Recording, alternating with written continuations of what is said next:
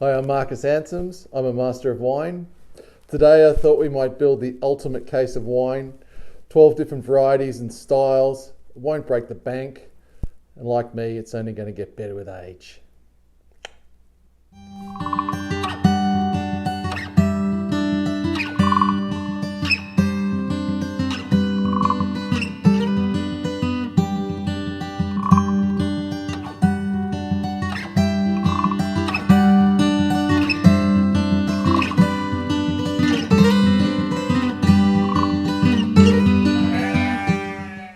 So the next variety we've got for our bag of tricks is Pinot Noir, the heartbreak grape.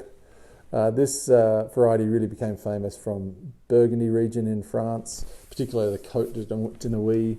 Appellations like La Tâche and Chateau Peugeot, Echazot, Chambord-Musigny, Gevrey-Chambertin, all these wonderful appellations that roll off the tongue. Unfortunately, it's become those wines have become quite price prohibitive and difficult to find. Even the village wines are over $100 in our markets here.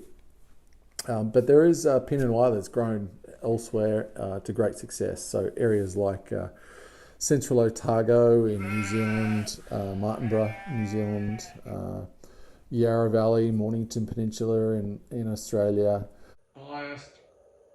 the Willamette Valley in the States. I think Niagara, Okanagan Valleys in Canada, although you don't really see those outside the country.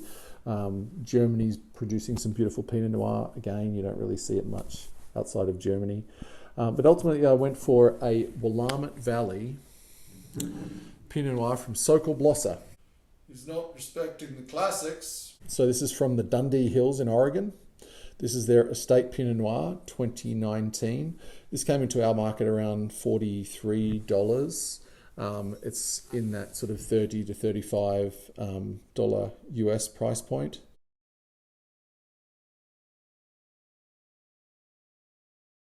If you're looking for another Burgundy example that would be in that kind of range, in that 40 to 45 range, you get a generic Bourgogne.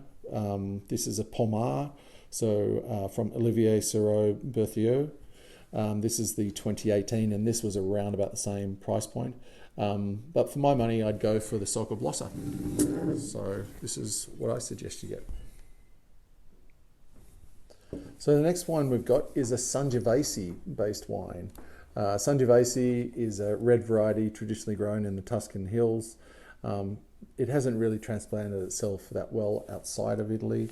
The best examples, I think, come from Brunello di Montalcino, Chianti Classico areas.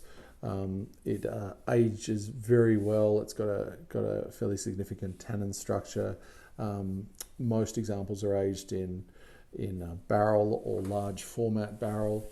They tend to develop these leathery, sour cherry, aniseed qualities, and they're really lovely wines.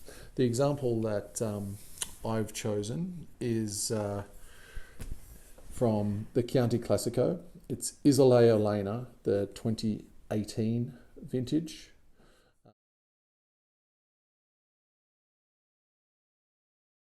This is a very old single estate. They produce both straight Sangiovese and a blended version.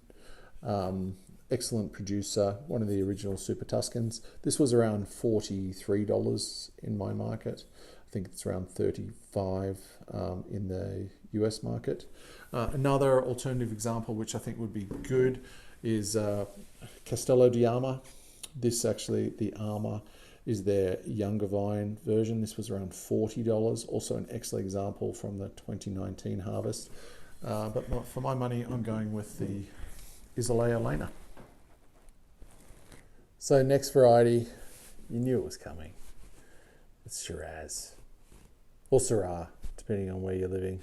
So Syrah, originally from Northern Rhone in France, adopted by Australia, largest producing country for Shiraz or Syrah is actually Australia.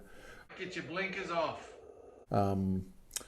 It's a fairly high acid variety, gets to good ripeness, can have a lot of colour, can have significant tannins depending on where it's planted. Some good regions for Syrah would be Hermitage, Crozes Hermitage, Saint-Joseph, Côte-Rôtie in the northern part of Rhône, and then in Australia, Victorian Shiraz is pretty interesting as a cool climate style. South Australia produces a lot of Shiraz, Barossa Valley, Clare Valley, McLaren Vale. They all produce quite a big, rich, robust style. I've always been kind of attracted to the cool climate, spicier, pepperier style of Shiraz. So I've chosen a couple of examples. The first example I've got, which I think ultimately will be what we'll put in our case, is the Chateau La Maisonnière Crozes Hermitage. So this is from Northern Rhône Valley.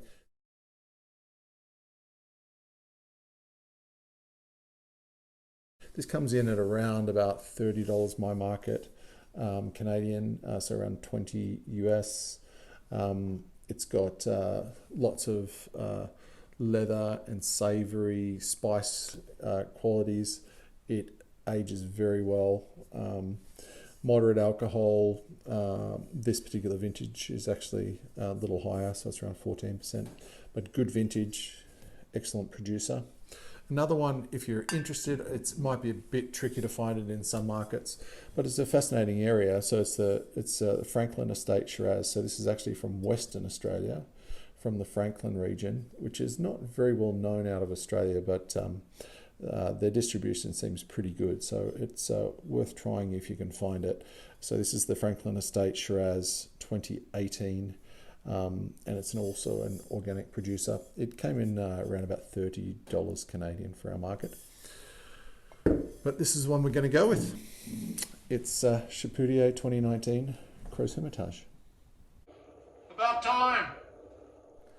So the next variety that I've chosen is Nebbiolo. I love Nebbiolo. Traditionally from the Piemonte or Piedmont region in northern Italy. It's one of those interesting varieties, hasn't really transplanted itself that well outside of the region, not unlike Sangiovese. Best examples come from Barolo and Barbaresco. There's some other sort of smaller appellations like Gattinara that are also super interesting. In this case, we've gone for a traditional Barolo. So this is from Serralunga d'Alba. This is from the 2018 harvest from the Fontafreda winery.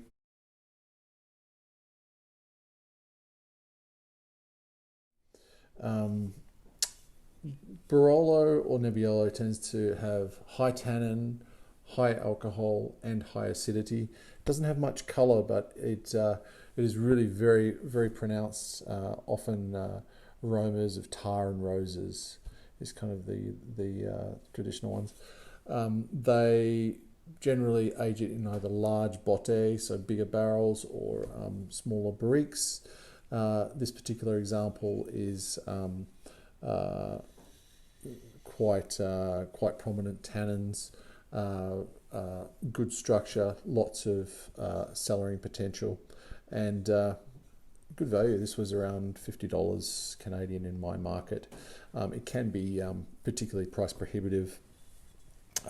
Good Barolos, up over $100 in the Canadian market.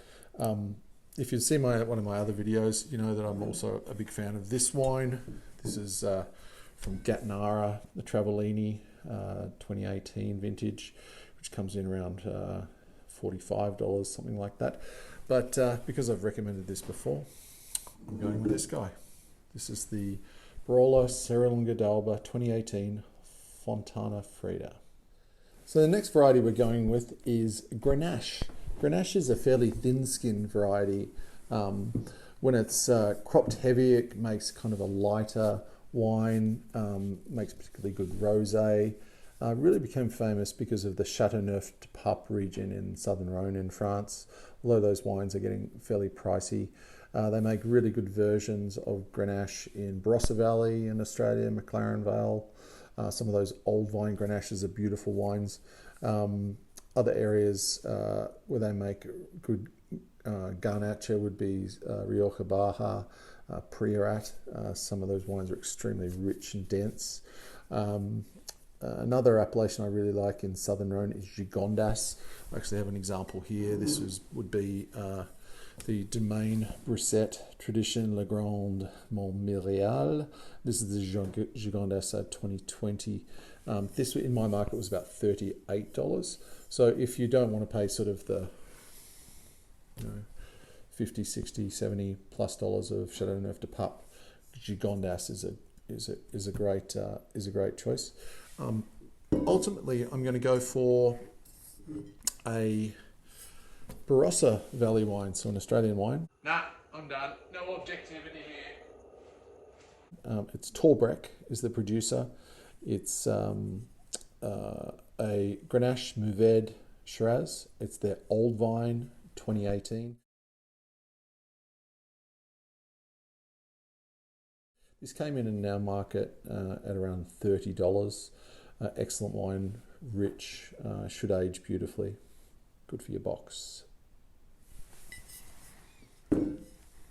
So the next variety we've chosen is Cabernet Sauvignon. Cabernet Sauvignon is a very widely planted red grape.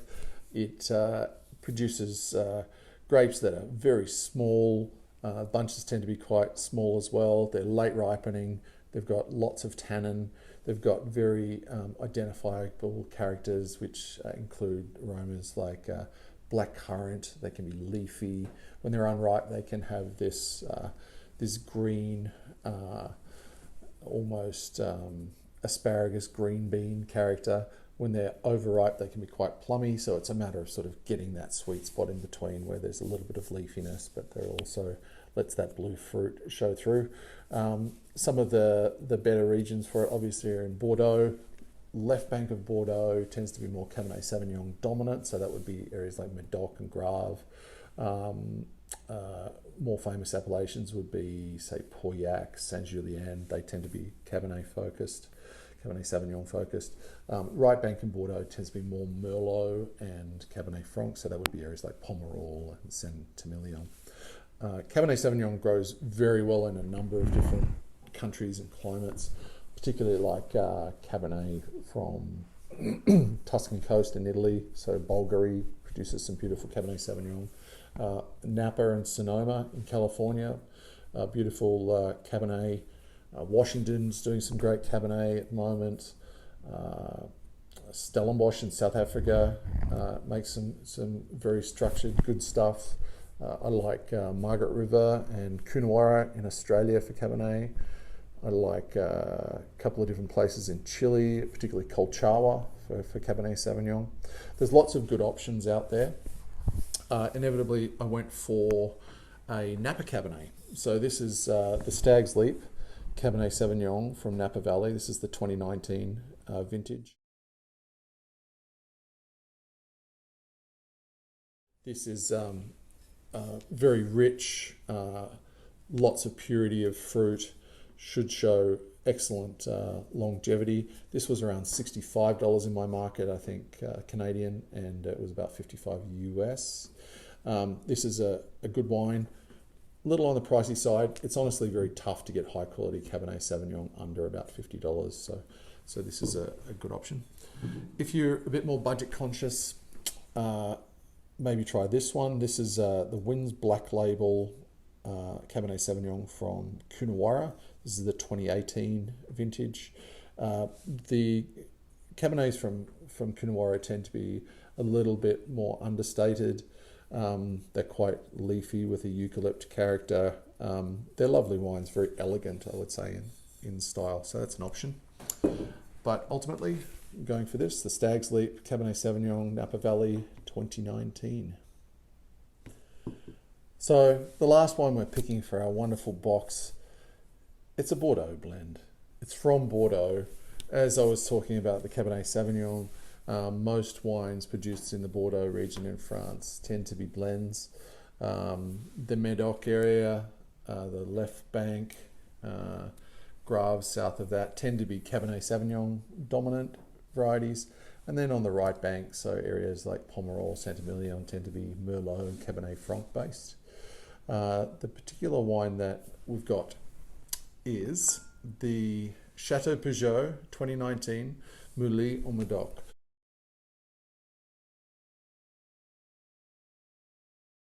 Mouly is a beautiful appellation in the left part of the Médoc. Not as widely known as some of the left bank appellations, just slightly further north than Margaux, but beautiful appellation. This particular wine is a blend of 60% Cabernet Sauvignon, 35% Merlot, and 5% Petit Verdot. So when you're buying Bordeaux wines, it can be a little bit intimidating. It pays to do a little bit of research. The most expensive wines tend to be Cru Classé. A more reasonable sector is also Cru Bourgeois, which is probably worth looking at. This falls outside those classifications, but it's a very high quality producer from a very good vintage. This was around about $75 in my market. I think it's around 60 in the US. So it's fairly expensive, but it's something that you can put down for a good while. It's a high scoring wine. I hope you enjoy it. Thanks for watching. Hopefully if you got this far you enjoyed it. Don't forget to like and subscribe. I'll try and get some more videos up when I get a chance. Let me know what you want to see, whether it be grape growing, winemaking, wine drinking, wine buying. I'm up for whatever.